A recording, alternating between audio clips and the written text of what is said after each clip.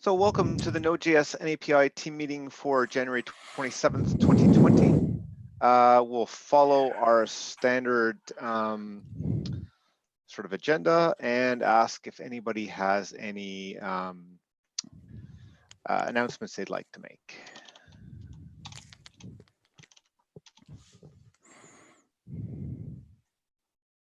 Sounds like the answer is no, so let's move on to the issues we have tagged.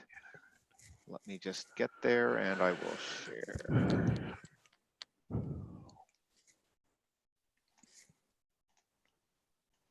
Okay, so everybody else should be able to see the things we have tagged for milestone 7. The first one is, do we need some additional async worker variants? I know we've been working on that, and Legendicast, you probably have the latest as an update on that. Yeah, I have updated the PR, so there is an additional to do. I have updated in the description. The link has been added, so it's in the description, the PR description. Okay. Yeah, the first one. Right. So I opened a issue on the core repo. Okay, so this is a function that Yeah. you think we need to be able to implement that properly? Yeah, so I would like to know your ideas on this topic. So I opened the issue.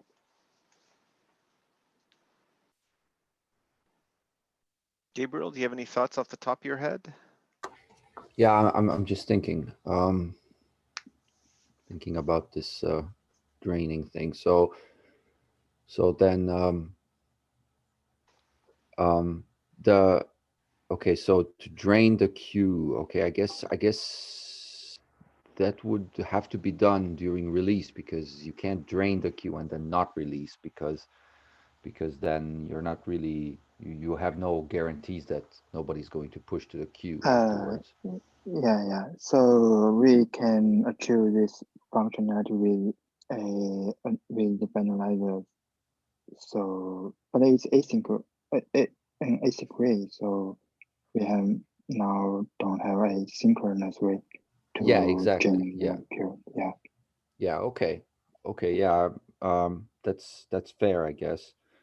I'm wondering if we were to modify N-API release thread safe function with abort to do that, then would that be like Semver major or not?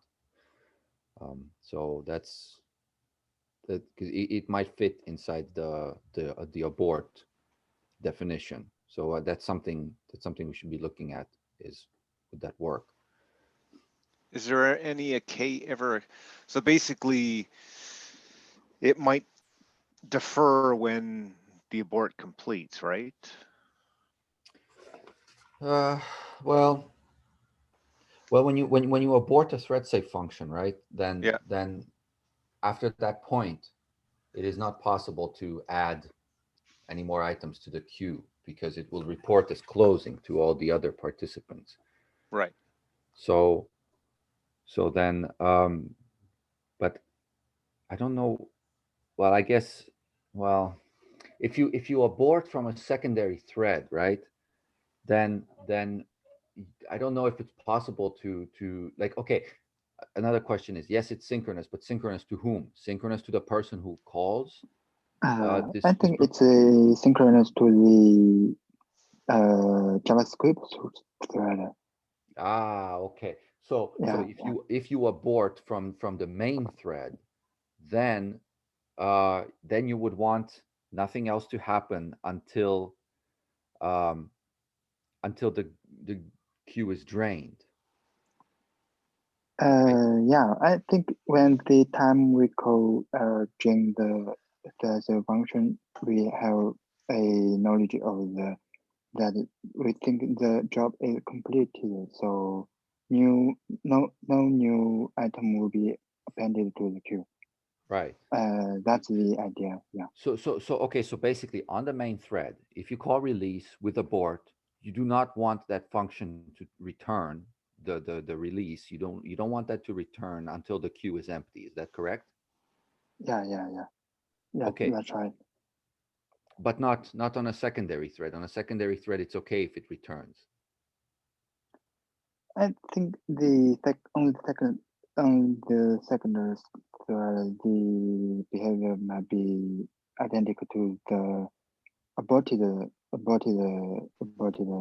functions. Okay, all right, I see. Okay, so we need some sort of mutex then to basically hold the thread until you abort. I Okay. I think there's no need to hold the thread since we have to call these callbacks in the thread. So the thread might be working on these callbacks, so it don't have to be blocks, I think. Well, it does, right? Because otherwise it's not synchronous, right? Like if you want the queue to be empty, guaranteed to be empty Yeah. by the time the function returns, it has to be waiting because behind the scenes it is asynchronous, right? So Hmm. especially in a secondary thread, right? Like if you abort from a secondary thread, right? Then it comes back, it says closing, right? But then you'd have to wait for the queue to drain. You'd have to wait for the UVA sync send to complete the portion of the code on the main thread, right? Oh, yeah. Yes, I mean, I was mentioning that we call this gen method on the JavaScript thread, so that's synchronous. That's not blocking on the JavaScript thread. If we call the gen on the technical thread, so that thread might be blocking. Yeah, that's right. So okay, all right, I see. What's the risk if we're blocking the main JavaScript thread? That means nothing else can go on, right? Yeah, that's right. Yeah, that would be blocking. So I mean, if you create lots of thread safe functions and abort them in a tight loop, then yes, it's gonna kill the JavaScript thread and the event loop and everything. Hmm. So the functionality of this would definitely be restricted to just like using one thread safe function, and then when the application shuts down, you close it, or you abort it, or whatever, and you do it And once. right, and what's the downside of using what's already available? Uh, that's the behavior of the and provider. It has to change the queue on the work complete. So that when we have the work complete callbacks on the JavaScript that have the we don't know if the function is drained, that the queue is empty. So we have to ensure the queued item to be processed before we release the async worker. So if we use uh, let's say the finalizer to be asynchronously to release the function, uh, I think it's much more complicated in that way. So yeah, I guess that's what I'm trying to understand. Like today, is it possible to do what we need to do with the alternative?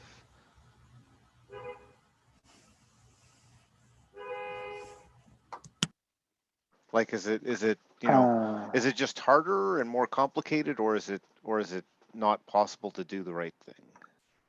it's just it's just complicated. I think it's possible. Yeah. Okay.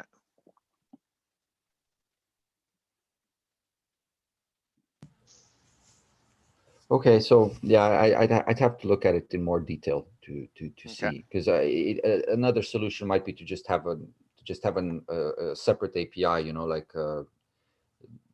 N-API drain and release thread safe function, or drain and abort thread safe function, or something like that. And then that would be a separate API, which we'll see if it does most of the same things as release, then we might just roll it into release. But we may want to keep it separate just because it is semantically separate, right? Because it is a synchronous function, and you know, we might want to point out that it is a synchronous function. So yeah, and to be these are some, careful. yeah. So these are some alternatives that that I'm thinking about. But all right, I'd have to look at it. Now, 31531. I think in terms of a blocker for 585, if it's possible to do it without it, it yeah, probably it's would be good. possible. So I'm not marking it as block. So Okay. We can implement it with the things we have available now. Okay. So is your PR ready to be reviewed and land, or is there still work to be done? The rest of the behavior has been implemented, and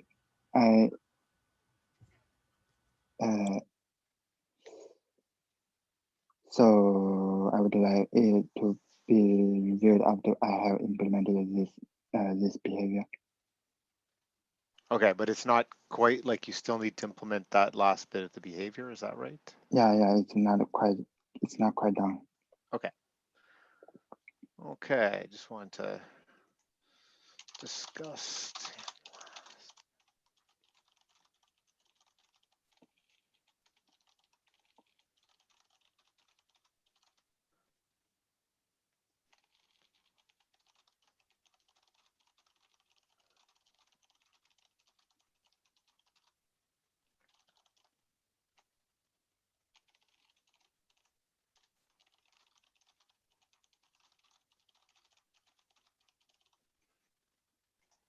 Okay, so let's go back. The SQLite port, I think, Jim, you were starting to look at that again? Yes. So I've got that reopened, and I actually did make progress this week. So working through the test errors. One concern right now is it's not building it all on Windows, and it's just going to take me some time to figure out why that's not working. But I am making progress there. And then what I'd like to do, Michael, is if I get a set that are just intractable that I can't figure out, yep, then set a time to. So I'd like to get those all collected so that when we meet, we've got a core set that we can work on. Sounds good. Okay. Okay, the next thing is actually just to look at issues that were raised in the repos. So does anybody have any particular ones they'd like to discuss this week?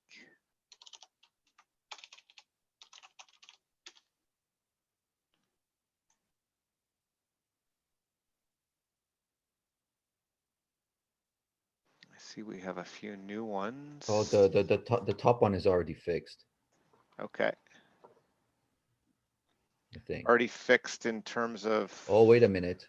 I'm getting crashed when node is closing. Yeah, okay, so double free, that shouldn't be happening because we added that fix. We added that fix for the destructor specifically to avoid these calls. Okay, when I was that destructor runs this function calls not inside, which does not. Yeah, exactly. Yeah, then inherits from reference destructor. Yeah.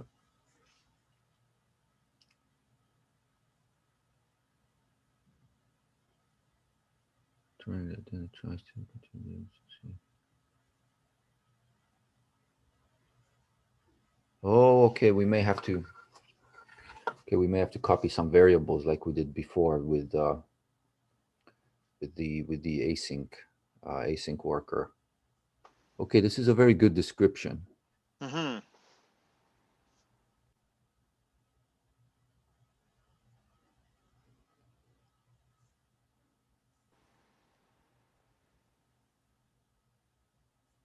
Okay, okay. Okay, yeah, I'll look at this issue because I did some of that with Anna. This cleanup, because we did this so that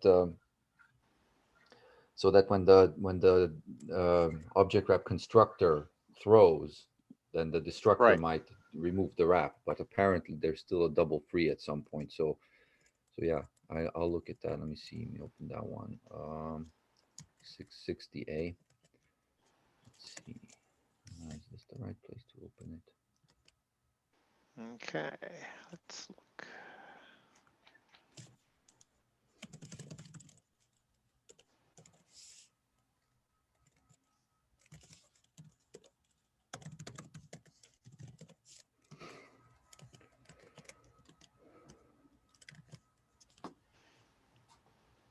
Okay, so I see you answered the base question here. Yeah.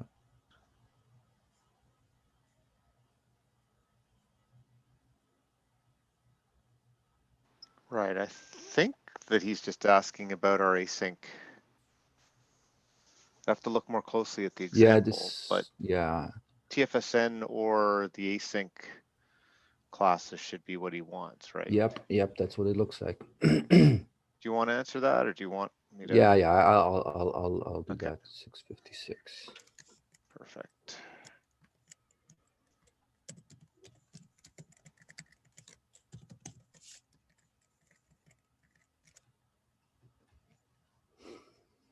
Yeah, so this discussion is basically stalled for now.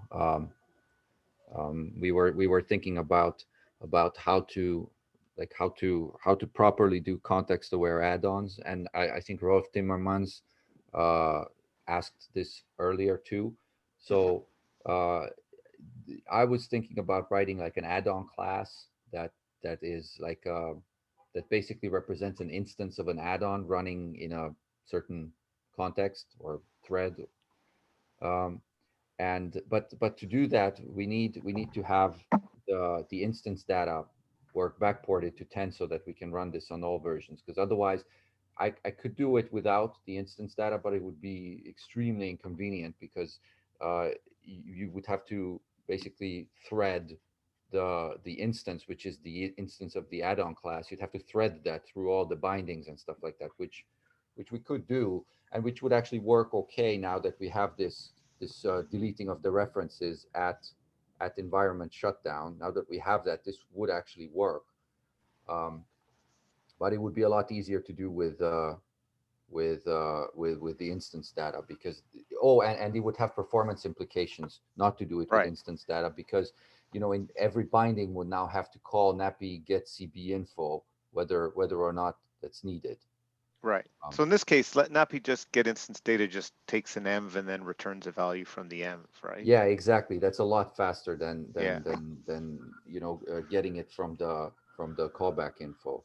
Yeah, and that's pretty much what that was intended for. So I guess like NAPI get instance data has been experimental for a while then, I assume. Well, this would be experimental as well, because it would be like a new class being added to Node on API, so it would be experimental. Right. And I'm still waiting on the backport to 10.0 of NAPI get instance data. When we have that and it's experimental in all LTS versions, then I can start looking at writing this class. Okay. It should be fairly straightforward afterwards.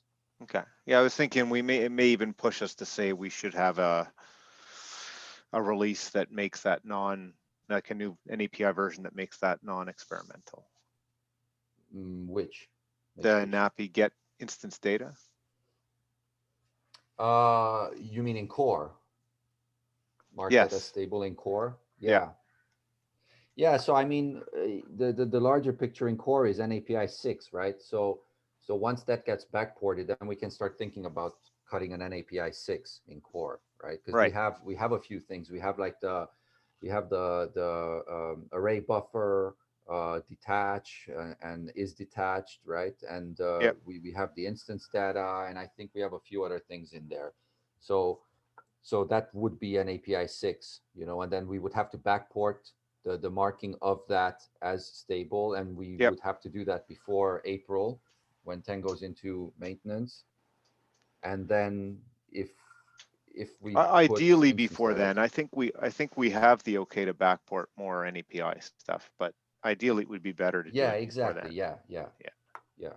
So you know, getting an API 6 out before 10 goes into maintenance, I think that would be the ideal scenario.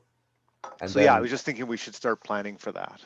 yeah, exactly. Well, step 0 would be, I think, for the instance data to land in 10. So that's been there for a while, and we've had some security releases, that Yep. kind of thing recently, and so those have kind of moved 10 forward. But I think once we return to like regular releases, then we can add it. And it is Semver Minor, right? So we need a Semver Minor release for it to Yep. land at all. Yep. So yeah, hoping that can land, and then we can do one more round of backports for marking things as stable, and then we can Yep. decide what to add to NAPI 6. Yeah, makes sense. And then can come this context-aware class. Okay. And yeah, okay. I mean, you could write something that's only available in 12 now Yeah. that Yeah. uses it. Like if it makes any sense to see, you know, get people to start to take a look at what it looks like. Yeah, as experimental, I guess. And possibly guarded by, like, can we guard it by, as experimental, but yeah. It would have to be experimental, but not also, like, not mess up when you build against 10. Yeah, exactly. Yeah, so it would not be available on 10. Right, exactly. Yeah, I don't know how to guard. Like, I mean, we have guarded with Node major version before, I believe, or I could be wrong. That's only For in now, test. only on the Only in test. yeah, Yeah. only in tests. Yeah. Yeah, okay. So yeah, so then I don't know how I would guard against that, right? Yeah, maybe not. In production.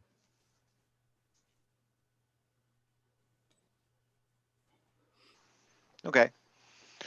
Well, it sounds like there's some next steps on that, and Yeah. you could have a PR, which we just couldn't land until. Oh yeah, okay, yeah, I could do that. Yeah, because there are some minor issues, like for example, for object wrap, this class would be a lot like object wrap, right? Because it would just be an instance of a class, and there would be like methods on it, right? But the key difference would be that in object wrap, there's a nice correlation between the method being static in C++ and the method being static in JavaScript, right? Mhm. Now that correlation would have to break because all methods would be instance methods in this class, right? Because that's the point, right? You always have the this pointer where you store all your state, so you don't have to worry about where do I put my state, right? It would always be this. But then if you want to declare a class within your add-on or an object wrap subclass within your add-on, now you have static methods, right? So the question becomes, you know, do we rework object wrap as well, so that even though the methods are static on the JavaScript side, they are not static on the C++ side, but rather they are methods of the add-on class, right? So that static methods in JavaScript receive the add-on class as their C++ this pointer, and instance methods on the JavaScript side receive the C++ instance as their this pointer, as they do today, right? So basically, there would be an argument in favor of changing object wrap so that the static methods in JavaScript are not really static on the C++ side, but rather they are instance methods of this new class, so that everything is an instance method of this new class, either directly or indirectly, because the instance methods, the JavaScript instance methods, would be instance methods of the object wrap class, yes, but you could just add the add-on as a member of the object wrap class and still have access to the add-on. That's easy to do, right? So basically, basically from the overall picture would be that there are no more static methods on the C++ side at all. And what are the implications of that? You know, that's what we'd have to work through with this class, because you want everything to be an instance method. Otherwise, you are not really avoiding, you know, static allocation. Uh, Sorry, Gabriel. Today in object wrap we store the constructor in a static variable. So in it the constructor will be stored in using this add-on class. Is it right? Yeah. And Yes. when I want so when I need the constructor, I just ask to this add-on class, give me the constructor, and then I can create the new class. Is it right, or Yes, yes, but that means you have to have access to the instance of the add-on class, right? Yeah, yeah, So yes. that's why I'm saying that the static methods would you know, they would have to have access to the add-on class instance, meaning that they wouldn't really be static anymore, because you know they would be called with C++ this value set to the add-on instance. So they would so the static methods of the object wrap class would really be instance methods of the add-on class, right? That would be a substantial change from the way we've been doing it so far. The question Okay, is, would thank it affect behavior for people or performance? Well, it shouldn't affect performance because retrieving the instance is very cheap, right? Yep. It might affect performance a little bit because so far, retrieving a static variable is I mean it's Yep. ridiculously cheap, right? This would Yep. not be as cheap because it would be a function call, you know, across a dynamic library boundary. So yes, it would be more expensive. But on the other hand, you would be ready for worker threads. Yep. So that's the trade-off there. But yeah, so there are many implications, and you're right in that, you know, writing the PR would be the way to bring all those implications to the fore. Yep. And And start that way, if looking there's at- something beyond what, you know, that method we need in 10 or something, we'll know it sooner than later. Yeah, true. Yes. Okay, all right. Yeah, so yeah, I don't know. I already got started on this on and off locally, so I can just sort of refine this and put something up for a PR and then go from there. Okay. I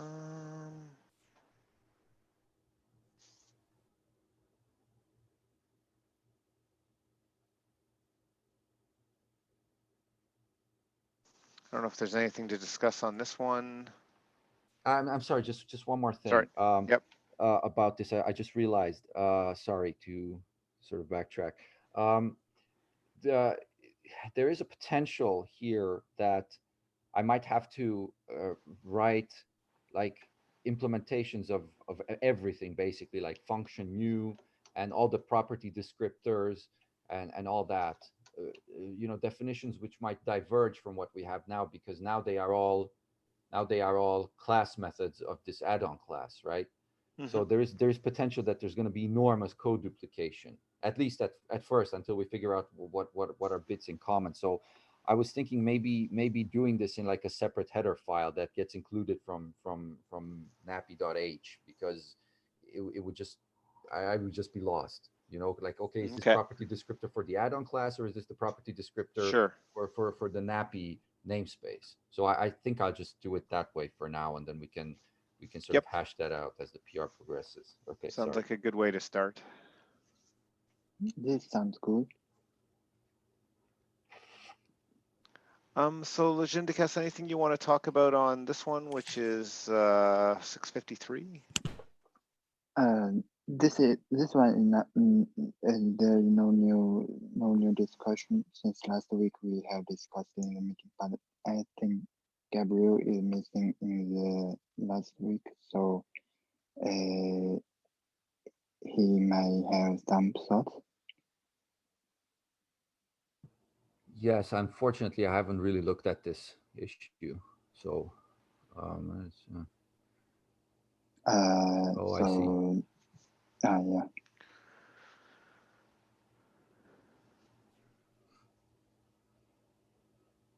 So this one is no new discussions. Okay, we'll leave it maybe till next week. And Okay, Yeah. I think we already talked about the next December majors, so probably that's the list there. I don't know if there's anything in core that we should talk about. Let me just see if I can.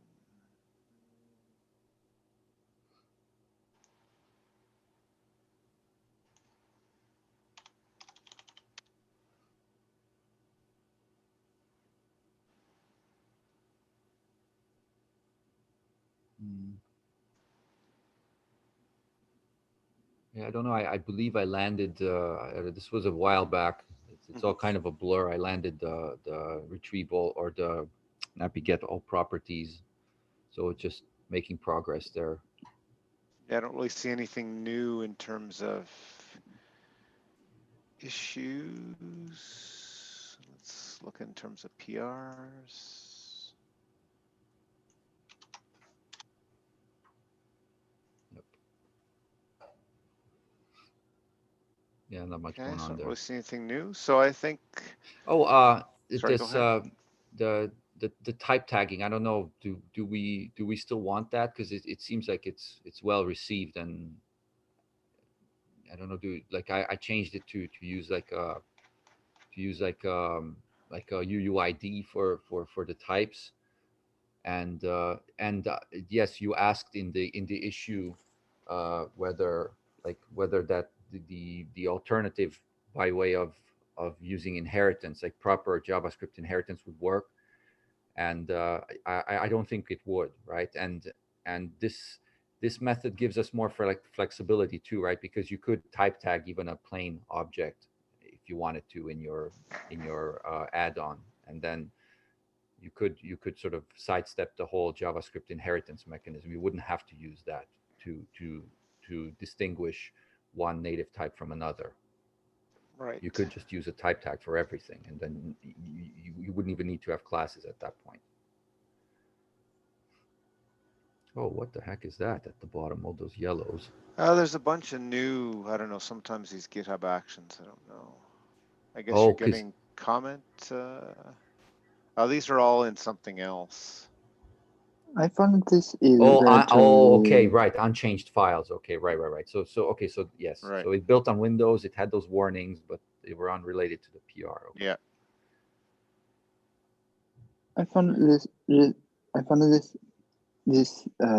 feature is relatively similar to the JavaScript private fields that proposal.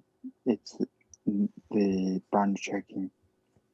Yeah, feature. it is. That's right. Only there is only one field. Like it's JavaScript private field is much more flexible than this. This is specifically for distinguishing pointer types.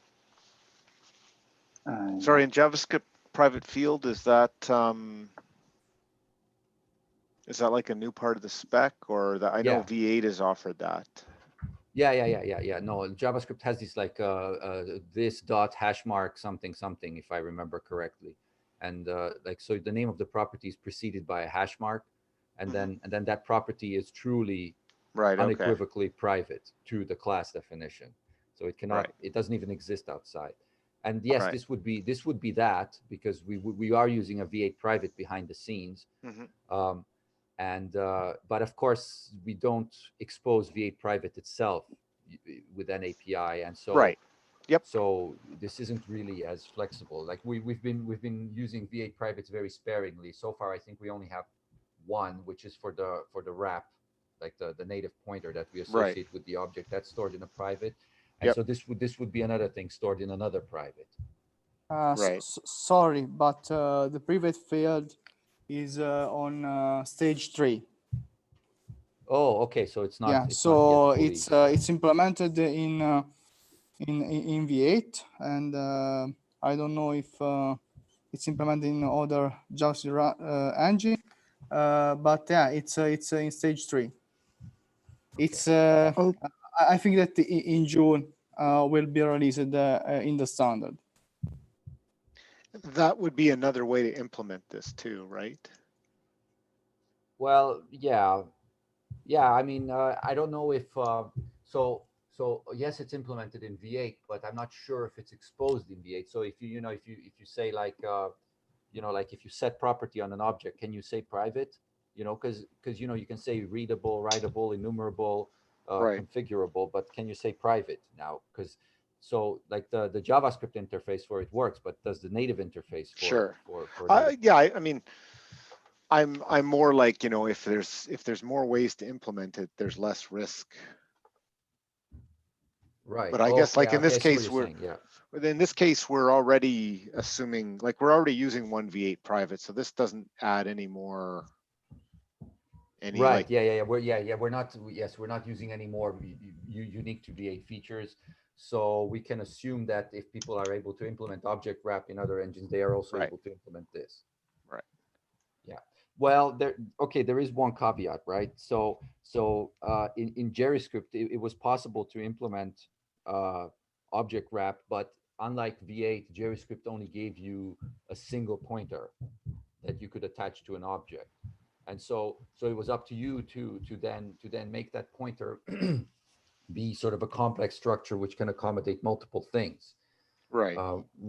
And uh, and since you only had one pointer per object, if you had multiple independent modules using the same instance of the engine, then you couldn't attach two different things from two different modules to that object because they would have to agree on managing the pointer. Now, of course, the scope of JavaScript is much more restricted than the scope of Node.js, and the chances that two different object or two different modules maintained by two different independent teams would be vying over the same object is a lot less. But nevertheless, it is possible. So in JavaScript, when I did an API in JavaScript, I basically implemented this because at that time we were using more than one private, I think, because we were doing wrapping differently. We had like these object templates and that kind of thing. Yep. And so we needed more than one thing to be stored on the object, whereas we only had one pointer from JavaScript. And so I basically wrote the manager for that, right? But Right. that would not have worked. So the bottom line is, I guess, the engine needs to provide not only the ability to attach a pointer to an object, but also the ability to attach any number of pointers to an object. So far we have restricted ourselves to using it for only one reason. So there is sort of an increased reliance here if we land this on this Right. feature of V8. Because I mean, that's mostly like this. I can see where this can be useful, but it's a safety sort of, you can make your code a bit better. If you don't use it and write your code properly, you're still good, right? Yeah, I mean, we haven't had this before, Right. ever, right? So this yes, this really is an additional safeguard, but it is sort of a foolproof way of making sure your code is what it is, right? Whereas so far the safeguard has only been proper maintenance of the code, and the greatest amount of safety has come, I think, from the fact that all these native modules, they're fronted by JS modules. So the actual consumer of the package, which is based on a native module, doesn't deal with the native module, and so objects don't get into the native module except via the JS interface, at which point they can be validated. So that's the kind of safety we have today. If we added this, it would be unequivocally yes or no. Right. Is this object for real or not? Right. So I get that, and just it's the risk reward, right? Right. Yeah. Are we risking something that, like, you know, in the future we'll be like, oh, we can't quite support this in this environment or that, and versus, you know, is it like we really that's okay if it's like, oh, we really need this, right? Well, actually, since Nicola mentioned this introduction of the private fields, right? Mm-hmm. If and when this lands, then we can, you know, we can rest assured that we can always store a value in a private field, assuming the engine exposes that Right. particular part of the spec on using its native interface rather than its JavaScript interface. Right. And even if it doesn't, we can well, actually, I don't know, because like setting private fields, you have to do that within the context of a class, right? So so then setting private fields would still be strictly, like, it wouldn't be possible on just plain objects because there is no class, right? As far as I Right. know, right? So then this would still be more powerful than that, even with the spec, right? Because you could support a limited version of this that says that, you know, type tagging is only supported for instances of a class rather than for any object at all. Right. Yeah, so even with the spec, this would still be. Whereas the object wrap, so it's kind of like, say in the case of the object wrap, if that comes into play, then object wrap we could probably implement using the private fields if they were exposed, right? We are already doing that. Oh, I mean, yeah, I see what you mean, like the spec private Right. fields. Yeah, yeah. Right. So that's where I'm a little uncomfortable on, you know, just it's Well, actually, I I'm haven't. not sure. I'm not sure if we could do it, even object wrap, right? Because Mm-hmm. you know, the code, which accesses these private fields has to be running within the context of the class, right? So basically, the like on the JavaScript side, the this pointer would have to be an instance of the class, and Right. not just, you know, because I mean, you can set the this pointer to whatever you want, right? But it would, like, the context, not just the this pointer, but the context would have to be of running inside the class, right? And how do you run native code inside a class, right? Because the native code, when you make the call, doesn't really, the scopes are not really accessible from the native side, and Right. the context is the this pointer, yes, but will the engine recognize that the native code does indeed have access, or does indeed have the privilege of setting private pointers? It might You be know, more flexible though on the native side, right? Sometimes the rules don't apply there. no, they don't. But you know, that the engine would have to expose a native API for accessing, Yes.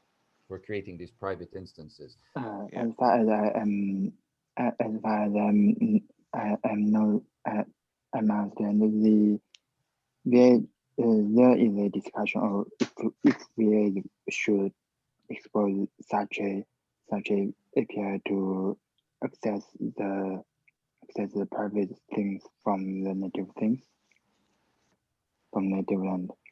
So it's still a arguable topic on from native land to access the JavaScript private fields. Yeah, it sounds like things are still in development around this whole private Right. field Uh, feature. another question come up to me while you're discussing is that does this type tagging actually differs from we attach the type tag for, with a symbol, since we could change the type tag with our with any value we want. So I found it kind of similar to touch the the UUID with a symbol. Yes, exactly. Yes. So if the V8 privates didn't exist, then we would use a symbol. In fact, on in Node add-on API, right? If you remember, attached data, right? We have attached data at the top, Mhm. and it was using a symbol, right? Because before we had N-API at finalizer, the only way to attach data to an object was with a symbol, right? And as N-API at finalizer was working its way through the backports, attached data was implemented using a symbol.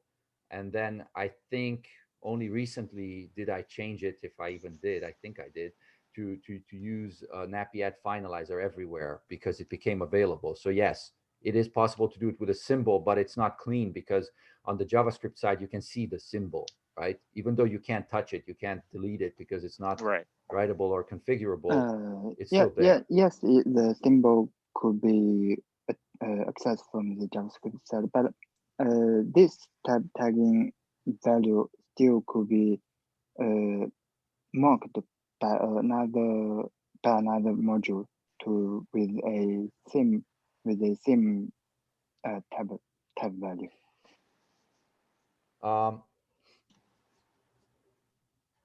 Well, I guess. Well, I don't know. I don't know if you could replace it though, because the well, the V8 private is stored in Node.js. So yeah, I I mean guess if you I mean not the very private. I mean we when we call type tagging method, we have to provide two unique UUID. What I see in the document. yeah. So if two modules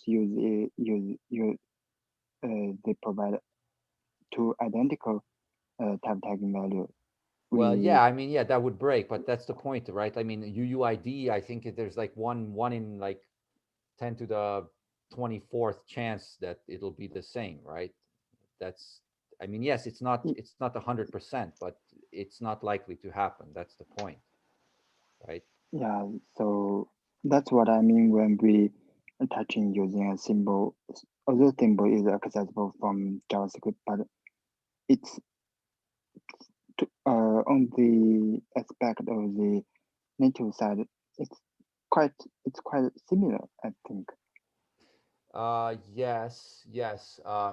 Okay, the problem is, and I was talking to Anna about this, is that the symbol would be lost if the module is unloaded, right? Um, or it might be lost depending on how we implement it, right? Whereas, so basically the problem was if the module is unloaded and then loaded again, right? Then and there are still instances of the old module left in scope, then the reloaded module should recognize those instances, right? Because they're still valid instances from the previous instantiation of the module. And so that's why we went with the UUID, right? Like I had a static pointer before, right? So, just use a pointer to some static data, and that's fine because it's unique for the lifetime of the module, but only for the lifetime of the module, right? If you unload the module, then you'll have a bunch of instances floating around the engine, which have this pointer, and then you reload the module gets loaded elsewhere, the pointer value changes, and now the new version of the module, or the new instance of the module, doesn't recognize the old instances anymore, even though it should. So that's why we went with the UUID, because the UUID doesn't change no matter how many times you load the module, because it's stored as a value rather than as an address. Yeah, So, and I think the so symbol this is would be the reasonable. same way, right? But it's still arguable that if the instance is reusable across different module loads, but that's arguable. But I think it does make sense anyway. I don't quite get it. What makes sense? I mean, if the JavaScript instance is not reusable across different loads of the module, you mean you mentioned that if we reloaded the module the instance could be recognized by the afterwards if we loaded the module. So Yes, what is if the instance is not reusable across the different across different loads? yes, if we don't use UUIDs, then it's not reusable. Yeah. I mean, what if the JavaScript instance is not reusable across different loads, since the native module implementation doesn't expect the JavaScript instance can be used across different loads if the instance attached with different state.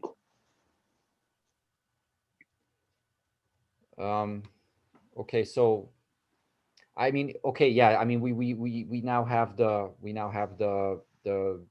privilege of defining the semantics of this, right? And yes, we could define it in such a way that it's tied to the lifetime of the module. Yeah. Okay.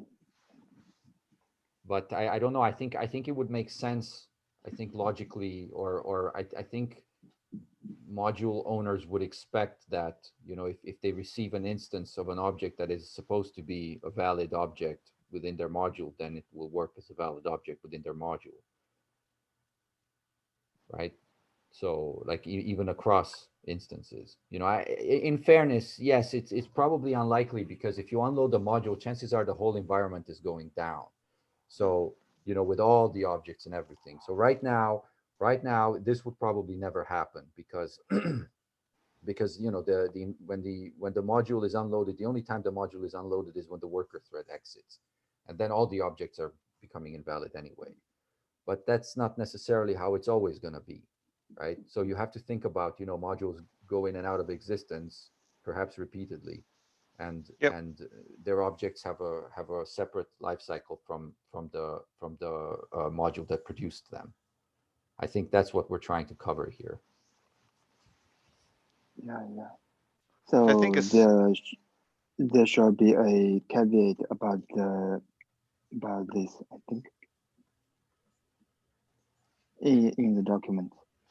Well, there doesn't have to be if we use the UUID, right? Because when the new instance of the module comes back, you know, it's still the UUIDs that get compared, and the two UUIDs are the same. Therefore, the object is, therefore N-API get type tag returns true, or is of type, or whatever I call the API. It returns true, and, you know, the pointer gets cast, and it gets cast correctly, even though the pointer was allocated by the previous instance of the module. It still gets cast correctly, and the data presumably is still valid there, and so it won't segfault, right? Even though the object was created by a previous instance of the module. I mean, that's sort of the hypothesis here, but we cannot test it because there is no way to unload the module currently. I have to drop off a couple minutes earlier, so I'm gonna make Gabriel, you the chair for now, and you can just stop when I finish. Okay. Make host. Okay. Thanks.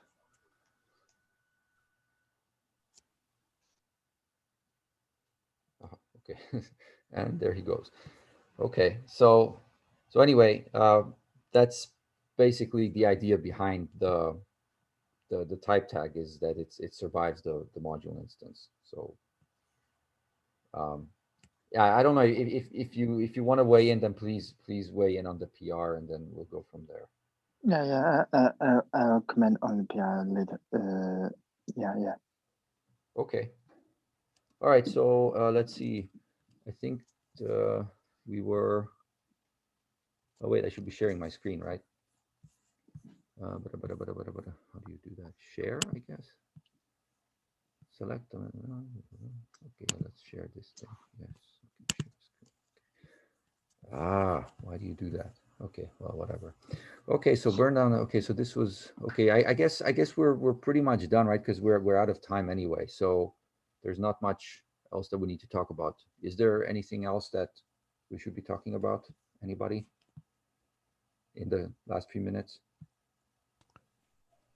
I won't just ask to Jim if we have the markdown for the tutorials. Yeah, we do have the markdown. Yes. Yeah, so essentially we have all the markdown. Yeah, maybe the first thing that we can do is to use markdown and on on the Node.js website. Right. And Yes. yeah, Yeah. and That could be a possibility. The one nice thing that Hexo gives us is this ability to bring in live code onto the pages. So that that's magic in the Hexo. So I'll have to. So strictly speaking, I have the markdown for the narrative, but not for the code blocks. So I would need to see how to generate markdown for the code blocks. Does that make sense? okay. We it's funny. Yeah, We had okay. a recent discussion about this for Yeah. the core Good. node Well, good. examples as well. So Good. and over there we were talking about like RunKit, using something called RunKit for those. Run kit. Yes. Okay, I can look at that. We actually had Whatever a we do person here, from RunKit. whatever we do here, I'd like to collaborate with the larger node community so that we can all benefit from each other's experiences. Yeah. So Yeah. I there is a PR I think in core about RunKit. I'll have to have a look at what the number is. Okay. But yeah, it's about like converting the examples to RunKit and then being able to play with them. Oh, okay. That's Live and the inline. yeah. The other thing I need to get finished on this particular issue is getting all of the examples I've got uploaded onto the node repositories.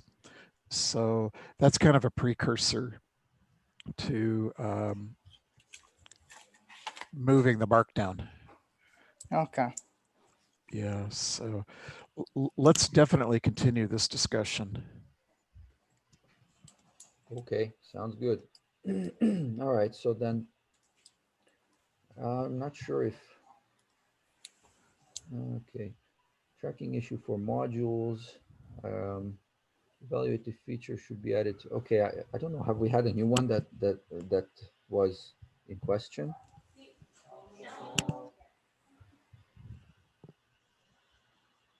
Okay. Yeah, I don't know. I haven't really had a chance to look at this in detail. I don't know about any of you.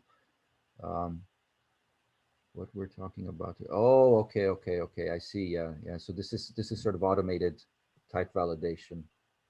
Yeah, I don't know. What do y'all think? I'm thinking this would go well with like an external library. This type validation stuff.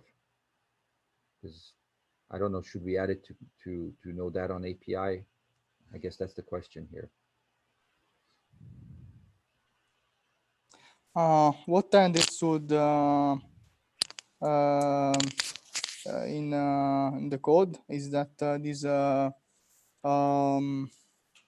this library allow you to check for the type, and you it and then it allow you to go forward with your code.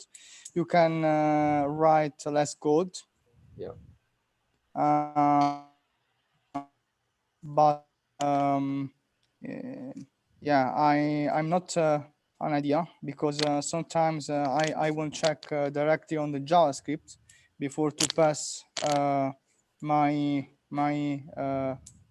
parameter to native side, and so I don't know. Yeah. My if it's good, take this on Node.js API, or like an API external, for example. Yeah, my inclination is to say NAPI external, because it uses Node on API, right? Like Yeah.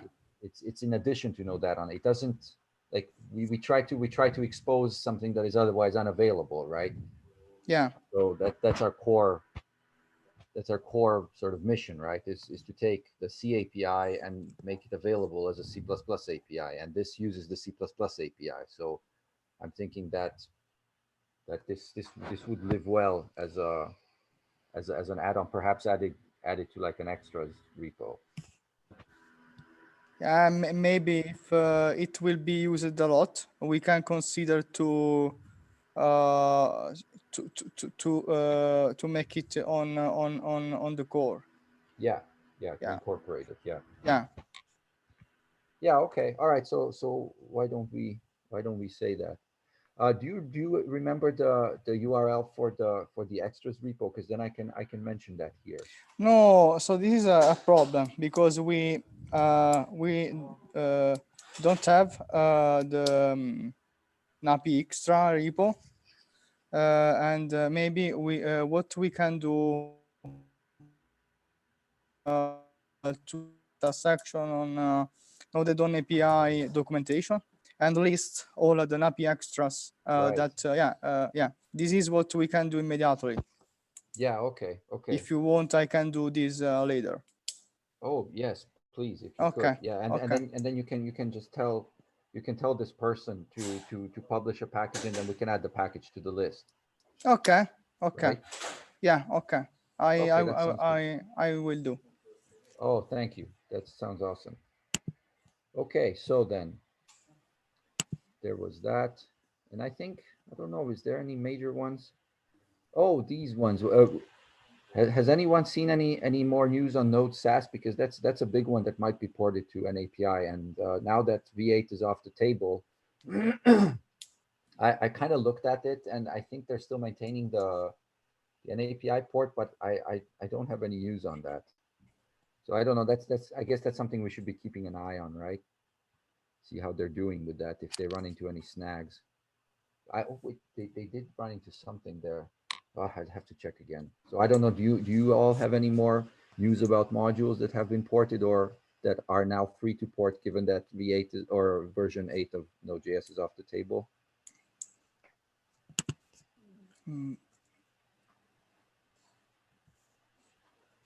Okay, there we go. WebSocket we have. I need to hang up, guys. I'll talk to you next week. All right. Okay. Okay. Yeah, Bye, we Jim. should probably call it for this week Yeah. anyway. Talk to you later. Okay, bye. All right. So what do you say? Let's call it, and then we can talk about this next week. Yeah. Okay. All right. So let me stop sharing, and then just end the meeting. All right. So I guess we'll talk next week. Good to meet you all again. And I Bye. signing Okay. off. See you later. Yep. Talk to you later. Bye.